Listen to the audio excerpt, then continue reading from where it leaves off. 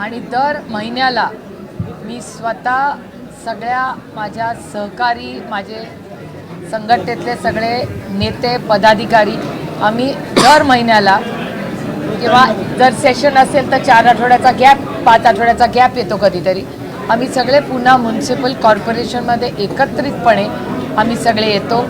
आम्ही आमचे मित्रपक्ष शिवसेना आणि काँग्रेस पक्षालाही आम्ही त्याची सगळ्याची माहिती देतो. त्यांनाही आमंत्रण असतं, त्यांना वेळ असेल तर त्यांनी यावं अशी आमची भूमिका असते.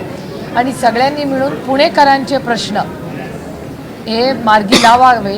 आणि माझ्या ज्या भागाची लोकप्रतिनिधी म्हणून मी काम करते, बारामती लोकसभा मतदारसंघातला खडकवासल्याचा भाग जो पुणे शहरात येतो, त्याचा आढावा आणि एक उरलेल्या कामांची मागच्या वेळी जी कामं सांगितली त्याचा फॉलोअप, ॲक्शन टेकन रिपोर्ट हा घेण्यासाठी आम्ही सगळे एकत्रपणे येतो. रस्त्यावरती जे खड्डे पडलेले आहेत त्या संदर्भात आयुक्तांना काही सांगितलेलं आहे का? कारण खड्ड्यांचा त्रास पुणेकरांना जाणवतोय.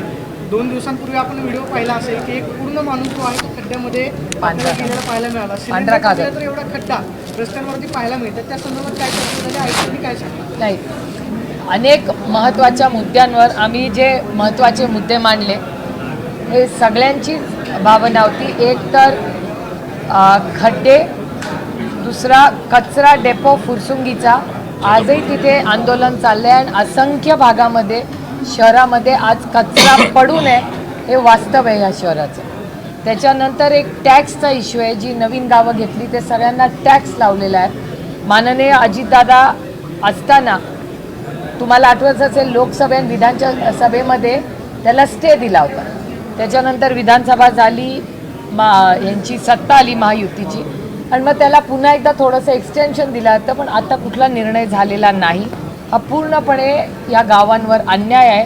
तर आमची मागणी आहे की हा टॅक्स जसा अजितदादांनी असताना इलेक्शनच्या वेळेस दादांनी जो निर्णय घेतला होता तो तसाच ठेवावा अशी आमची मागणी आहे. याचं कारण असं की मूलभूत सुविधा ज्या देण्याचं कमिटमेंट पुन्हा म्युनिसिपल कॉर्पोरेशनने दिली होती ती पूर्ण झालेली नाही.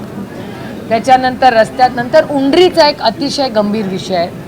उंडरीमध्ये बऱ्याच लोकांचं म्हणणं आहे तिथे पोल्युशन प्रचंड वाढलेलं आहे आणि त्याच्यामुळे त्याचा एक रिव्ह्यू वेगळा घेतला आणि कमिशनरांनी आम्हाला शब्द दिला आहे ते स्वतः उंडरीला जातील.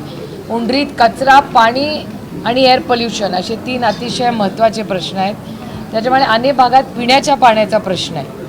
आणि एक महत्त्वाचा विषय आम्ही सगळे मिळून मांडला तो म्हणजे बावधनमध्ये तिथे एक केतकी ओढा आहे आणि त्या केतकी ओढ्यामध्ये संपूर्ण, आणि मी अतिशय मनापासून आभार मानते की त्या भागातले जे कॉर्पोरेटर आहेत, आम्ही पक्ष बघत नाही इथे आम्ही लोकप्रतिनिधी, इलेक्शनला लढाई झाली ती झाली. आता मी जाहीरपणे बारामती लोकसभा मतदारसंघातल्या अनेक भागातल्या या कॉर्पोरेटरचे मनपूर्वक आभार मानते की त्यांनी पक्ष बाजूला ठेवून आम्ही त्या भागासाठी एकत्र काम करतो. त्यामुळे तेही अनेक नगरसेवक आले होते वेगवेगळ्या पक्षाचे आणि आम्ही सगळ्यांनी मिळून मागणी केली की बावधनला केतकी ओढा जो आहे त्याच्यावर रस्ता बांधला गेला. आता दरवेळेस तिथे बावधनला फ्लडिंग होतं. आता तुम्ही मला सांगा, ओढा जर बंद झाला तर फ्लडिंग तर होणारच. मग हा रस्ता कोणी केला? आता कॉर्पोरेशन म्हणते PMRDAने केलं आहे, PMRDA म्हणते आम्ही विनंती केली की PMRD असू दे किंवा कॉर्पोरेशन असू दे, ते दोन्ही सरकारचेच भाग आहेत. त्याच्यामुळे आम्हाला हा बावधनचा जसा नाल्याचा प्रॉब्लेम आहे तसे अनेक पुण्याच्या भागांमध्ये आज जेव्हा फ्लडिंग होतं, तुम्ही सगळ्यांनी अतिशय चांगलं कव्हरेज सहकारनगरच्या भागांमध्ये दिलं, तिथे पण फ्लडिंग झालं. एकता नगरला पण मागच्या वर्षी फ्लडिंग झालं, याही वर्षी फ्लडिंग झालं एकता नगरला. त्या संपूर्ण भागामध्ये फ्लडिंग का होत आहे याचं कारण असं की या संपूर्ण भागामध्ये नाले बंद झालेले, तोच प्रॉब्लेम बावधनला येतोय. त्याच्यानंतर अनेक ठिकाणी फुटपाथचं अतिक्रमण झालेलं आहे आणि खरं तर एक आढावा घेतला पाहिजे की खरंच किती प्रोजेक्ट्स झाली आहेत, किती प्रोसेसमध्ये आहेत आणि प्रपोज प्रोसेस काय, आणि मग निधीचं विभाजन नक्की कसं चाललं आहे किंवा काय प्लॅनिंग आहे. आणि DSK विश्व, त्या DSKमध्ये म्हणजे धक्कादायक आहे, तुम्हालाही आश्चर्य वाटेल, कारण का महाराष्ट्र सरकार सातत्याने सांगत असतं की हे राज्य पॉवर सरप्लस आहे, म्हणजे वीज सरप्लस स्टेट आहे महाराष्ट्र. जर वीज हे सरप्लस आहे, गल्लीपासून दिल्लीपर्यंत त्यांची सत्ता आहे, मग DSKच्या संपूर्ण त्या भागामध्ये का तिकडे आम्हाला वीज मिळत नाही? संपूर्ण भागामध्ये आणि दिवसातून एखादा दिवस चुकून जात असेल अर्धा तास, मी मान्य करू शकतो, काही टेक्निकल इश्यू असू शकतो, पण धायरी जे पुण्याचं अतिशय महत्त्वाचा फास्टेस्ट ग्रोईंग भाग आहे, त्या भागामध्ये लोक रितसर टॅक्स भरतात, तिथे विजेचा प्रॉब्लेम दररोज होतोय. सरप्लस शहरामध्ये राज्यामध्ये जर सरप्लस वीज आहे तर मग माझ्या धायरीच्या लोकांना वीज का मिळत नाही आहे याचं उत्तर महाराष्ट्र सरकारला आणि कॉर्पोरेशनला द्यावं लागेल.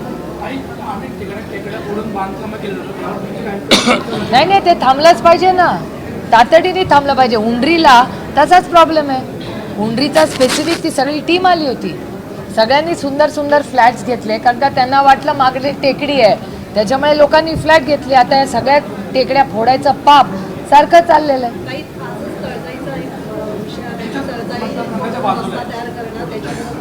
बालभारती ते पोस्ट रस्त्याचा पुन्हा एकदा प्रस्ताव समोर आलेला आहे. अशा टेकड्या पडून आता रस्ते तयार करण्यात येतात आणि पाताळ म्हणून परत रस्त्याचं बालभारतीला विरोध आपणच सगळ्यांनी केला होता. तो जो आतला रस्ता जाणार होता त्याला आपण सगळे गेलो होतो ना तो बघायला, मी स्वतः गेलो होतो. आमचा पूर्ण विरोध आहे. आमचं आम्ही विकास हा झालाच पाहिजे आमचा आग्रह आहे, पण विकास आणि पर्यावरण या दोन्हीचा समतोल ठेवूनच विकास झाला पाहिजे. One at a time permission देते जिल्हाधिकाऱ्यांकडून ज्या गोष्टींकडे पाहणी होत नाहीये आणि रितसर त्यांना परमिशन दिली जाते आणि टेकड्या फोडल्या जात आहेत. असाच एक आत्ता मुद्दा गंगाधामची जे टेकडी फोडलेली आहे आणि अक्षरशः टेकडी फोडली आणि तिथं संपूर्ण रस्ता. अशा घटना जर पुण्यात होत असतील तर राष्ट्रवादी काँग्रेस पक्ष, शरदचंद्र पवार हे पक्ष म्हणून नाही पण एक पुणेकर म्हणून आमची नैतिक जबाबदारी आहे. आम्ही रस्त्यावर उतरून ह्याचा विरोध आणि आंदोलनं करणं. राजकीय प्रश्न आहे. गेल्या 2 एक मिनिट ह्यांचं ऐकू दे ना.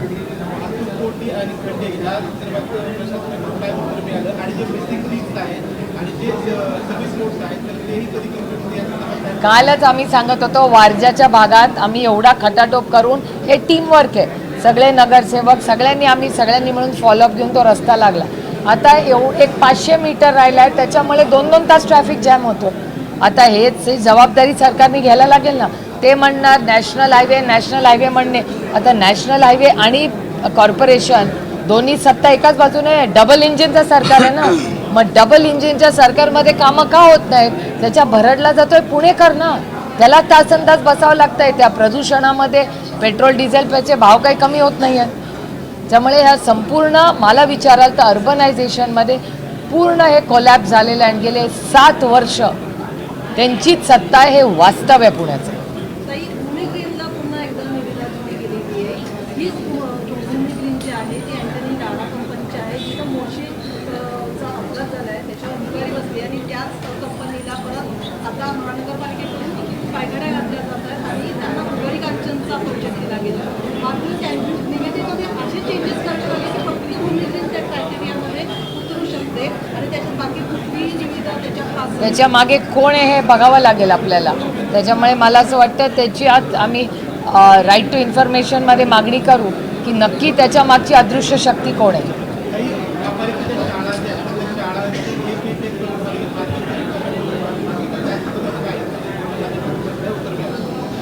नाही, शाळांच्या बाबतीत मी स्वतःच माननीय मुख्यमंत्र्यांना एक पत्र लिहिलेलं आहे. मराठी शाळा संपूर्ण राज्यामध्ये अडचणीत आलेल्या आहेत आणि याच्यासाठी मराठी जगली पाहिजे आणि त्याच्यासाठी काय नियोजन महाराष्ट्र सरकार करेल किंवा जिथे शिक्षक नाही आहेत त्या रिक्त जागा तातडीने भरल्या पाहिजेत. याच्यासाठी न्यू एज्युकेशन पॉलिसी या सरकारने आणली, पण त्या न्यू एज्युकेशन पॉलिसीमुळे कुठली क्रांती घडली आहे? उलट होतं तेच बरं होतं असं म्हणायची वेळ आलेली आहे. त्यामुळे दुर्दैव आहे की शिक्षणाच्या बाबतीत अतिशय उदासीन भूमिका या सरकारची राहिलेली आहे. आणि तुम्ही बघताय काल आणखीन एक पेपर फुटला, म्हणजे ते दिपकेंनी एवढी जबाबदारी घेतली आहे, ते तिकडे उतरले आहेत, लढतायत सर्वसामान्य मायबाप जनतेसाठी. हे किती आनंदाची गोष्ट आहे आणि मी त्याचं मनापासून स्वागत करते. कारण का भरडला जातोय कष्ट करणारा, प्रामाणिक टॅक्स भरणारा नागरिक. याच्यात संसदेचं अधिवेशन झालं, अमित शहा आणि एक मिनिट, पुण्याचे विषय झाले सगळे, आता विचार. अमित शहा आणि पंतप्रधान नरेंद्र मोदी आले नाहीत संसदेमध्ये अगदी शेवटच्या दिवशी नाही, आम्हाला खरं तर संसदेत आम्ही 1 महिना सगळे होतो आणि आमची एवढीच अपेक्षा होती की एक चांगली चर्चा व्हावी. 2 महत्त्वाच्या घटना या देशात झाल्यात. एक तर नीटच्या परीक्षेत झालेलं लिकेज, त्याच्यानंतरचं झालेलं जंतर मंतरचं आंदोलन आणि त्यात तिथल्या आपल्या मुलांवर झालेला हल्ला आणि पेलेट गन्स ह्याची एक इन्क्वायरी स्वतः मी हाऊसमध्ये बोलले तेव्हा ह्याच्यावर SIT स्थापन करा आणि पारदर्शकपणे या देशाला सांगा की ऑर्डर कोणी दिली. या बाबतीत आम्हाला आश्चर्य वाटतंय की सरकारची कुठलीही सहकार्याची भूमिका नव्हती. आणि दुसरं, जो आपल्या सगळ्यांच्याच श्रद्धेचा विषय आहे, ज्या प्रभू श्रीराम ज्यांना आपण मर्यादा पुरुषोत्तम राम म्हणतो, अशा मर्यादा पुरुषोत्तम रामांच्या मंदिरात चंदा चोरी होते हे धक्कादायक आहे. आणि त्याच्यामुळे म्हणजे आता मंदिरं पण सोडली नाहीत अशी भावना ही सर्वसामान्य मायबाप जनतेत आहेत. आणि त्याची इन्क्वायरी ही होईल तेव्हा होईल, पण व्हिडिओज पाहिलं ना, चोरी तर झालीच आहे ना. आणि त्याच्यावर चर्चा करायला का सरकार हो म्हणत नव्हती. आणि एक तुम्हाला सांगते मी की हाऊस चालणं, पार्लमेंट चालणं ही विरोधी पक्षाची जबाबदारी नसते, ती सत्ताधाऱ्यांची असते एका लोकशाहीमध्ये. त्याच्यामुळे दुर्दैव आहे की ह्या सगळ्या चर्चेमध्ये आम्ही प्रत्येक चर्चेला तयार होतो. या देशात 2च उत्तरं आम्ही मागतोय. एक की आपल्या मुलांवर पेलेट गनची ऑर्डर कोणी दिली हा पहिला मुद्दा. आणि दुसरा, प्रभू श्रीराम मर्यादा पुरुषोत्तम रामांच्या मंदिरामध्ये चोरी कोणी केली आणि तो चंदा कुठे गेला याचं उत्तर आम्हाला हवं. देशातल्या रेल्वे स्टेशन्सवरचे जे पाण्याचे नमुने आहेत त्याबद्दल एक कॅगचा अहवाल आलेला आहे. त्याच्यामध्ये महाराष्ट्रातलं, मुंबईतलं CSNT असेल, लोणावळा, कल्याण, भिवंडी इथल्या त्या पाण्यामध्ये ई कोलाई हा जीवाणू आढळला आहे असं कॅगचा रिपोर्ट सांगतोय, जो दूषित आहे पाणी. हे अतिशय चिंताजनक आहे. मी ही बातमी सकाळी वर्तमानपत्रात वाचली आहे. मी माननीय अश्विनी वैष्णवजींना आज ट्विटही करते की याची त्यांनी सखोल इन्क्वायरी तातडीने लावली पाहिजे. काही राजकीय प्रश्न आहे. 2 दिवसांपासून पक्षाच्या बैठका सुरू आहेत, मात्र जयंत पाटील बैठकीला नाही, त्यामुळं बरीच चर्चा जी आहे ती केली जाते. त्या मीटिंगला जयंतराव नव्हते, त्या मीटिंगला राजेश टोपे नव्हते, त्या मीटिंगला अनिल देशमुख नव्हते, त्या मीटिंगला राजेश नव्हते, अनिल देशमुख नव्हते, निलेश लंके नव्हते, त्या मीटिंगला अजून कोण नव्हतं, बाळ्यामामा होते, त्या मीटिंगला अमोलदादा कोल्हे नव्हते, त्या मीटिंगला जितेंद्र आव्हाड नव्हते. असे खूप लोक त्या मीटिंगला नव्हते. त्यानंतर एक चर्चा आहे की साहेबांनी पक्षातल्या पदाधिकाऱ्यांना अशा सूचना दिल्या की भविष्य काळामध्ये सक्रिय व्हावं लागेल, जास्तीत जास्त तरुणांना संधी द्या, आपण विरोधी पक्षामध्ये आहोत, कोणताही संभ्रम घेऊ नका. साहेबांनी कुठलंही भाषण केलं नाही. तुमचा जो सूत्र आहे त्या सूत्रांनी चुकीची माहिती दिली आहे. साहेब 2 दिवस मीटिंगला होते, साहेबांनी एकही सूचना त्यांनी दिली नाही. फक्त ऐकण्याची मीटिंग होती, बोलण्याची नाही. सूत्र बदला, तुमचा सूत्र चांगला नाही. मात्र त्या कधी झाली ऑफिशियली त्यांची काय युतीचा अंतर्गत प्रश्न आहे, कोणी काय करायचं. माझी एवढीच विनंती आहे की या राज्यातले खड्डे बुजवा. आमच्या नीटचा पेपर हा फुटणार नाही. आमची मुलं फार कष्ट करतात. नाशिकमध्ये एवढा मोठा कुंभमेळा होतोय, त्याच्यावर रोज आरोप प्रत्यारोप भ्रष्टाचाराचे होत आहेत. माझी हात जोडून माननीय मोदीजींना विनंती आहे की तुम्ही आम्हाला शब्द दिला होता देशवासी म्हणून की ना खाऊंगा ना खाणे दूंगा, तुम्ही प्लीज महाराष्ट्रात लक्ष घाला. माझी हात जोडून विनम्रपणे माननीय मोदीजींना विनंती आहे. नाशिकमधील बोगस टेंडरचं प्रकरण चर्चेत असताना गिरीश महाजन यांच्या राजीनाम्याची मागणी होत होती. आता त्यांचीच नाशिकच्या पालकमंत्रीपदी नियुक्ती झालेली आहे. नाही, मग मी असं जर झालं असेल तर मी तातडीने माननीय मुख्यमंत्र्यांना याच्याबद्दल पत्र लिहिन की जर आरोप प्रत्यारोप होत असतील आणि जर बोगस तुम्ही म्हणता तसं जर बोगस टेंडर्स असतील आणि त्याच्यावर त्यांना आरोप जर होत असेल आणि त्याच्यात सत्य असेल तर हे अतिशय चुकीचा आणि अयोग्य निर्णय असेल त्या सरकारचा. काय काय काय काय नक्की कळत नाही नक्की काय आहे. कारण का मला दुसरा एक व्हिडिओ आला ज्याच्यात होतं की हा डीप फेक आहे आणि हा खरा आहे. त्याच्यामुळे नक्की कुठला व्हिडिओ खरा आहे हे मला असं वाटतं याची माहिती आपल्याला सगळ्यांनाच काढायला लागेल, कारण का खूप व्हिडिओज वेगळे वेगळे फिरत आहेत मीडियामध्ये. बावनकुळे यांनी तर सोनिया गांधींवर गुन्हा दाखल करण्याची मागणी केली या प्रकरणात. अहो ते मंत्री आहेत, ते जाऊन मागू खुणावरही माझ्यावर पण गुन्हा दाखवू शकतात. कॅबिनेट मिनिस्टर आहेत या राज्याचे, स्टेटमेंट कशाला पाहिजे? पोलीस स्टेशनला जाण करा आमच्यावर गुन्हे, काय प्रॉब्लेम आहे? त्यानंतर काँग्रेसवरती टीका होते की वंदे मातरम जे आहे ते वंदे मातरमचा अपमान काँग्रेसकडून करण्यात येतोय. अहो कसं आहे, भ्रष्टाचाराबद्दल आमच्या विरोधात काही बोल राहिलं नाही. स्वतःचं अपयश हे लपवण्यासाठी आता दुसरं काहीच राहिलं नाही. त्याच्यामुळे यही सही. आता याच्यावर पण पोलीस केसेस होतील आमच्यावर. रॅलीमध्ये महाराष्ट्राच्या मुख्यमंत्र्यांचे देखील एक व्हिडिओ व्हायरल होते. हे सनम तेरे लिए अशा पद्धतीने वाक्य आलेले आहे, ते वतन दाखवत होते. मी नाही पाहिलेला बाबा व्हिडिओ, मी पाहून सांगते तुम्हाला. काही दोन दिवस बैठक झाली. नाही खूप गंभीर प्रश्न आहे.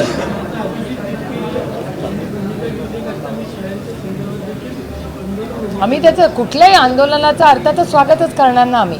माझं म्हणणं आहे, जर चांगल्या कामासाठी कोणीही जर उभं असेल, ते एका लोकशाहीमध्ये तो अधिकार भारतरत्न डॉक्टर बाबासाहेब आंबेडकरांनी त्यांना दिलेला आहे.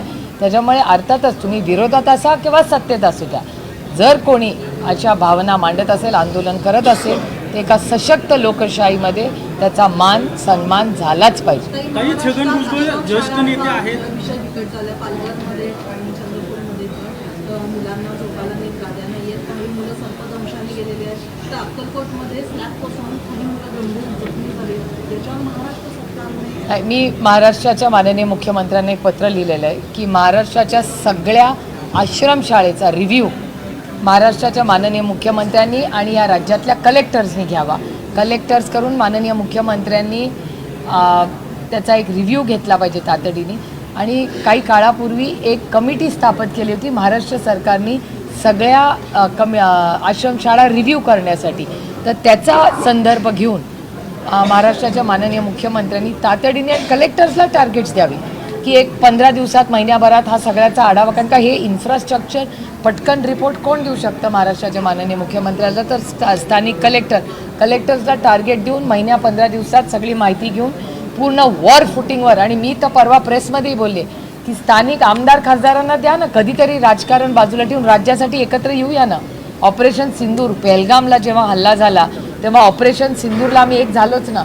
तर मी आपली मुलं आहेत ना, आपल्या मुलांसाठी आश्रमशाळेंना द्या टार्गेट्स प्रत्येक आमदार खासदाराला. आम्ही पण जाऊ फील्डवर, सगळे आमदार खासदार कलेक्टर्सनी मिळून एक रान पेटू की आज नंतर या राज्यातली कुठली आश्रमशाळा ही अशी वंचित राहणार नाही. सगळे ओनरशिप घेऊ, CSR वापरू, सगळे मिळून काहीतरी क्रांती करू नये राज्यात. आमची सहकार्याची भूमिका आहे या चांगल्या कामासाठी महाराष्ट्र सरकारला. छगन भुजबळ ज्येष्ठ नेते आहेत. नाशिकसाठी त्यांचं आणि महाराष्ट्रासाठी मोठं काम आहे, मात्र पालकमंत्री पदावर त्यांची वर्णी लागली नाही. कुठेतरी त्यांना डावललं गेलं. हा प्रश्न तुम्हाला राष्ट्रवादी काँग्रेस पक्ष अजित पवार गटाला विचारायला लागेल, कारण का ते त्या गटामध्ये आज आहेत आणि त्याच्यामुळे ह्याचं उत्तर तो गटच देऊ शकेल. मी कसं देणार? तो त्यांच्या गटाचा अंतर्गत प्रश्न. काही बैठकीमध्ये अशी माहिती मिळते की काही जिल्हाध्यक्षांनी प्रमुख नेत्यांना विचारलं की नक्की प्रमुख नाही, मलाच म्हणजे विचारलं. तुम्हाला की पक्षामध्ये संभ्रम आहे का किंवा तुम्ही NDA सोबत जाणार का, अशा विषयांवरती चर्चा म्हणजे झाली का? म्हणजे की आमच्या म्हणजे किती लोकशाही आहे बघा आमच्या पक्षामध्ये. आम्ही खूप कमी बोललो. आमचे प्रत्येक जिल्हाध्यक्ष आले, त्याचं मन पूर्णपणे त्यांनी मोकळं करून काय वास्तव आहे, राज्यात काय चाललंय, काय या सगळ्याची चर्चा झाली. म्हणजे आपण पक्ष कसा वाढवला, काय प्रश्न आहे, महागाई, बेरोजगारी, कसा भ्रष्टाचार ग्राउंडवर झाला आहे, रस्त्यांची काय अवस्था आहे, या सगळ्याबद्दल ग्राउंडची सगळी माहिती आम्हाला आमच्या अध्यक्षांनी दिली. पुढे पक्ष कसा जाईल तेही तुमच्यासारखे चॅनलवर ते चिंता करतात, कारण का तुम्ही चॅनलवर दाखवता की विनोद तावडे आणि मी एका कमिटी मीटिंगमधून दुसऱ्या कमिटी मीटिंगला एका गाडीतून जातो. त्याच्यामुळे तुम्हाला जसा संभ्रम पडतो तो व्हिडिओ बघून, तसं त्यांनाही वाटलं असेल. तर मी त्यांना समजून सांगितलं की विनोदजी आणि मी आम्ही एका मीटिंगमधून जल जीवन मिशनच्या मीटिंगमधून निघालो आणि एक जॉईंट पार्लमेंटरी कमिटी मीटिंग होती, त्याला आम्ही दोघं एकत्र गेलो. तर त्यांना मी सांगितलं ते ऑप्टिकली जरा खूप ड्रामॅटिक आणि इंटरेस्टिंग वाटतं चॅनल्सवर. आणि ती ब्रेकिंग न्यूज म्हटलं की आमच्या अध्यक्षांना वाटतं अरे बापरे ब्रेकिंग न्यूज. त्याला म्हणलं डोंट ओव्हर रिॲक्ट. ते ऑप्टिक्स दिसताना खूप असे ड्रामॅटिक दिसतात, पण ते सिनेमासारखं आहे. सिनेमा ऑलवेज इज ड्रामटाईज ना.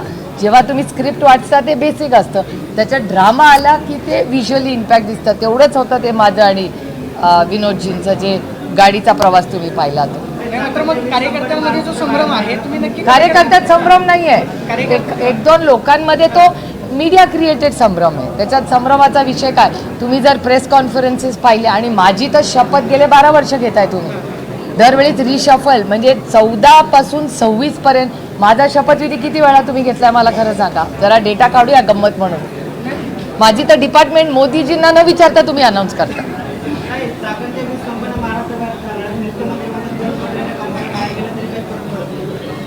नाही, आज मला नाही असं वाटत. मी जे देवेंद्रजींचं स्टेटमेंट ऐकलं त्याच्यात मी वाचलेलं, तुमचं जर स्टेटमेंट असेल तर ते ऐकून मी त्याच्यावर नक्की रिॲक्शन देईन. पण मला जे माहिती आहे, जे स्टेटमेंट मी वर्तमानपत्रात वाचलं त्याच्यात ते असं म्हणाले की बऱ्याचशा कंपनीज अशा होत्या ज्या ऑपरेशनल नव्हत्या. माझं म्हणणं आहे त्या का ऑपरेशनल नव्हत्या.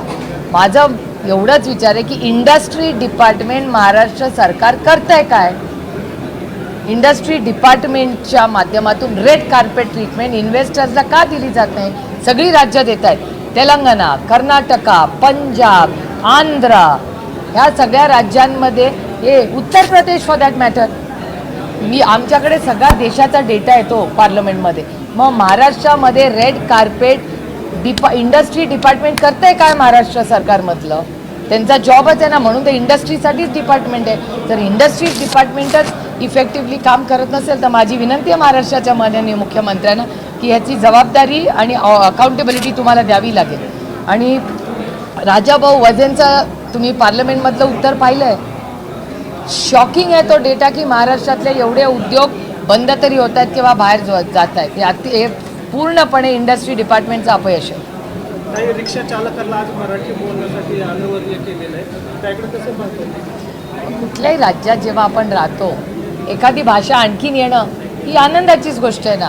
आता आम्ही जेव्हा तामिळनाडूमध्ये जातो गोड वाटतं काहीतरी ऐकायला, आम्ही बेंगॉलला जातो तेव्हा गोड वाटते ती भाषा ऐकायला.